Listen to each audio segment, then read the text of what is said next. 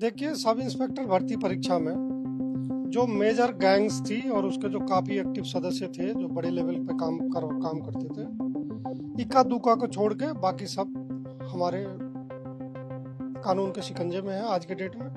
कुछ जेल में है, कुछ हमारे पुलिस कस्टडी में है। कुछ लोग, एक यूनिक बाम्बू और सुरेश ढाका फरार है। वो एक बार पेपर लीक हुआ, फिर दोबारा हुआ, उसका भी पेपर लीक था और उसमें पहले से ज़्यादा लोग सेलेक्ट हुए हैं। सीनियर टीचर है, उसमें बहुत ज़्यादा संख्या में है। पीटीआई भर्ती में है, नर्सिंग में भी ये ऐसा इंडिकेशन है।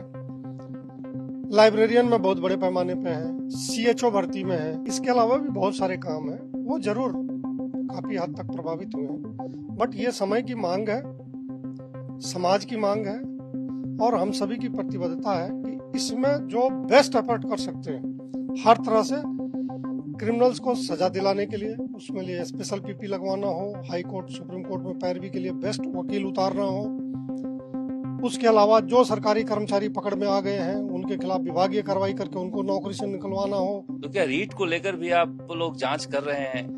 देखिए, रीट की परीक्षा की जांच काफी तेज होती, लेकिन ये सब इंस्पेक्टर भर्ती का खुलासा होने से, और ये बहुत बड़ा था, जेईएन भर्ती और सब इंस्पेक्टर भर्ती दोनों इतना बड़ा था ये कि इसमें हमारा सारा रिसोर्स और सारा टाइम कंज्यूम हो गया है। ओम प्रकाश ढाका जो है वो सेकंड ग्रेड की दोबारा जब परीक्षा हुई पेपर लीक होने के बाद दोबारा भी पेपर लीक कर लिया था, ऐसा कुछ है क्या?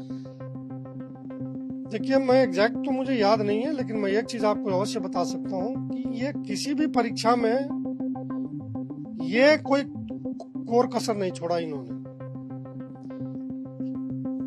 एक्स स्कूल से नहीं हुआ तो वाई स्कूल से, ये अगर मदद के लिए तैयार नहीं है तो वाई नहीं है तो जेड। गैंग कोई भी हो, अगर पेपर आउट किया है तो उसका पेपर इस इलाके में भरपूर बटा है। ऐसे ऐसे लोगों को इन्होंने नौकरी लगवा दिया है जिन्होंने क्राइम करके पैसा बनाया। राजस्थान में पिछले 5 सालों में ऐसी कोई परीक्षा नहीं हुई जिसका पेपर लीक नहीं हुआ हो, ऐसा लगता है जिस तरह से रोज नए खुलासे हो रहे हैं। हमारे साथ हैं एसओजी के एडीजी वीके सिंह से बातचीत करते हैं। सर, क्या रहा सब इंस्पेक्टर परीक्षा में, क्या अपडेट है, क्योंकि बड़े पैमाने पर एक खुलासे होते ही जा रहे हैं रोज। देखिए, सब इंस्पेक्टर भर्ती परीक्षा में जो मेजर गैंग्स थी और उसके जो काफी एक्टिव सदस्य थे जो बड़े लेवल पे काम करते थे, इक्का दुक्का को छोड़ के बाकी सब हमारे कानून के शिकंजे में है आज के डेट में। कुछ जेल में है, कुछ हमारे पुलिस कस्टडी में है। कुछ लोग, एक यूनिक बाम्बू और सुरेश ढाका फरार है। बाकी जो बीकानेर की गैंग थी वो भी आ गई है, ये भी आएगी। हमें अंदेशा है कि इसके अलावा भी कुछ लोग हो सकते हैं जिनके पास या तो इन गैंग के मार्फत या किसी और सोर्स से क्वेश्चन पेपर हो सकता है। क्योंकि जिस तरह की हमें शिकायतें हैं, जिस तरह माइनिंग ओर की एक लाइन होती है ना कि एक दिशा में चलेंगे तो आपको मिनरल मिलते हैं, तो वैसे अभी हमें लगता है कि एक दो दिशा है उसके बारे में जो हमारे पास कंप्लेंट के मार्फत से जो सूचना है, उधर अभी कुछ सिग्निफिकेंट डेवलपमेंट नहीं हुआ है। तो हमारा ऐसा लगता है कि ये जो जिस गैंग के बारे में लोगों को बाय एंड लार्ज जानकारी थी उसके बारे में तो हमारी कार्रवाई काफ़ी इफेक्टिव हो चुकी है। वो लोग लगभग सभी जेल के सलाखों में है। कुछ नए जो अभी डिस्कवर होने हैं उसके लिए हम लोग अभी जो समय मिल रहा है उसमें कोशिश कर रहे हैं कि उसको भी उजागर करें। अच्छा सर, इसके अलावा भी ऐसे वनपाल परीक्षा के पेपर लीक के सामने आ रहे हैं मामले।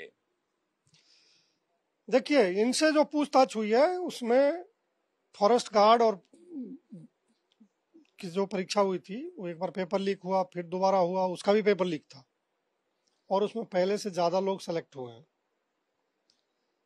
सीनियर टीचर है, उसमें बहुत ज़्यादा संख्या में है। पीटीआई भर्ती में है, नर्सिंग में भी ये ऐसा इंडिकेशन है। लाइब्रेरियन में बहुत बड़े पैमाने पे है, सीएचओ भर्ती में है। तो इनसे जो बातचीत हुई है सभी भर्तियों में इन्होंने जो खुलासे किए हैं उसके बेसिस पे हम जिस भर्ती के बारे में जो भी जानकारी मिली है उसके बेसिस पे हम नया नया एफआईआर दर्ज करेंगे। यूआरओ भर्ती के लिए कहा जा रहा है कि उसका पेपर लीक था, क्या उसके भी कुछ सबूत सामने आए हैं?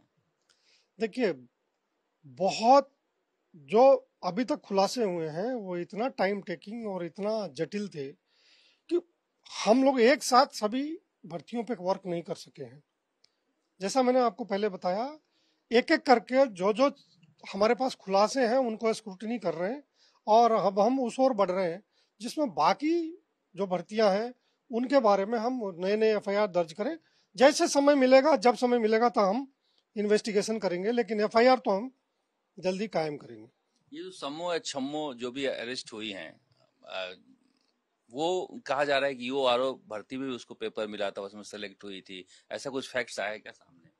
ऐसा है, वो सिलेक्टेड है, लेकिन उसने अभी उस यूआरओ भर्ती के बारे में कोई कन्फेशन नहीं किया है, तो इसलिए मैं उस पर कमेंट नहीं करूंगा, लेकिन वो सिलेक्टेड है।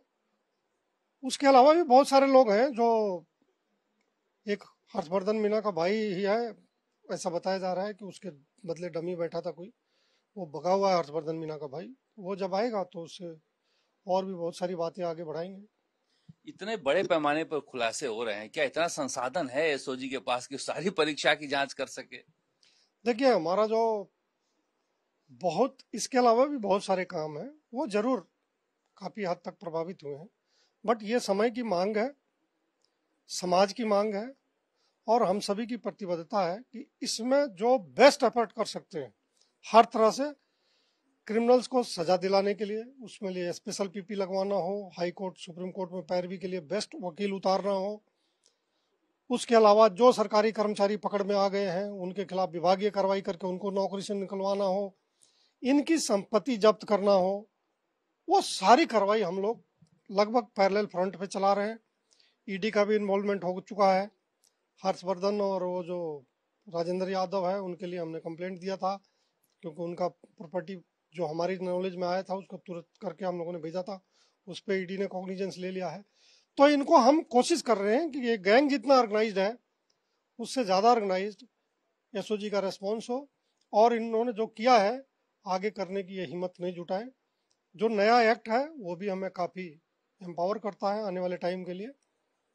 तो मेरा ये मानना है कि इन सभी प्रयासों का एक मिला जुला असर, लगभग 100 से ज़्यादा परीक्षाएं हो चुकी हैं, आगे भी परीक्षाएं लाइंड अप है, तो हम लोग, वो भी एक बहुत बड़ा हमारा प्रायोरिटी है कि परीक्षाओं पे बिल्कुल नज़र रखी जाए ताकि कहीं से कोई ऐसी अनटूवर्ड इंसिडेंट नहीं हो। एक रीट परीक्षा थी जो राजस्थान की सबसे बड़ी परीक्षा थी, उसमें एसओजी बहुत बदनाम हुई। बंद लिफाफे में रिपोर्ट सौंपी, पता भी नहीं चला वो क्या रहा।